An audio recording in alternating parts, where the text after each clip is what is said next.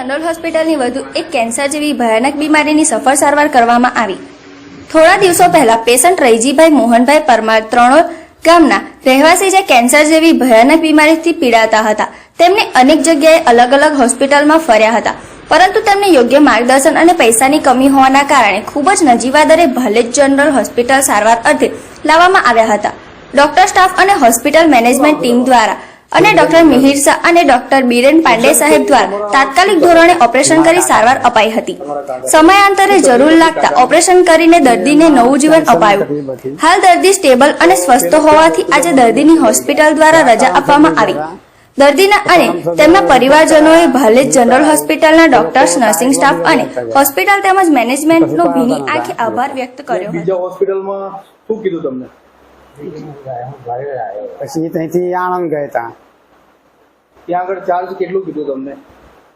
ત્યાં આગળ કે તમારું પેલું આધાર કાર્ડ ચાલશે એવું કીધું બધું।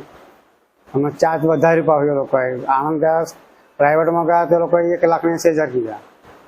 તો અહીં ભાલેજ જનરલ હોસ્પિટલમાં તમે આવ્યા? હા, પછી એક ભાઈ તમને ભાલેજ જનરલ હોસ્પિટલની કેવી સેવા લાગી? એમાં સારી સેવા લાગી બધી રીતે। નજીવા કેવા દરે આપની ટ્રીટમેન્ટ થઈ પપ્પાની? બહુ સરસ રીતે થઈ। બહુ સરસ રીતે। હા, શું કહેવા માંગશો ભાલેજ જનરલ હોસ્પિટલની ટીમને? સારામાં સારી હોસ્પિટલ છે સાહેબ। તમને કેવું લાગ્યું? બહુ સરસ લાગ્યું। એમ સ્ટાફ બા બધું સરસ છે। એમ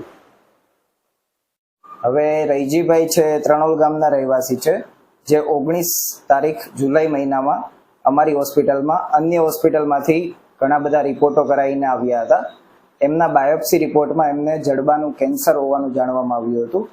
એટલે પછી અમારી ડોક્ટર્સની પેનલે ડિસ્કસ કરીને એવો નિર્ણય કર્યો કે એમને જડબાના કેન્સરનું ઓપરેશન કરીને જેટલો કેન્સરવાળો ભાગ છે એ કાઢવો પડશે। તો પછી અમારા CEO સાહેબ, અમારા જનરલ સર્જન અને અન્ય ઓન્કોલોજીસ્ટ સાથે ડિસ્કશન કરીને એમનું ઓપરેશન પ્લાન કરવામાં આવ્યું હતું અને એમનું ઓપરેશન ગઈ 25 તારીખના રોજ કરવામાં આવ્યું હતું। ઓપરેશન પછી પણ એમને સ્પીડી રિકવરી આવી છે અને અત્યારે એમના સિમ્ટમ્સ, એમની જે સમસ્યાઓ હતી એમનું નિરાકરણ થઈ ગયું છે। એટલે આજે એમની તપાસ કરતા એકદમ યોગ્ય પરિસ્થિતિ જણાતા એમને આજે રજા કરવામાં આવી।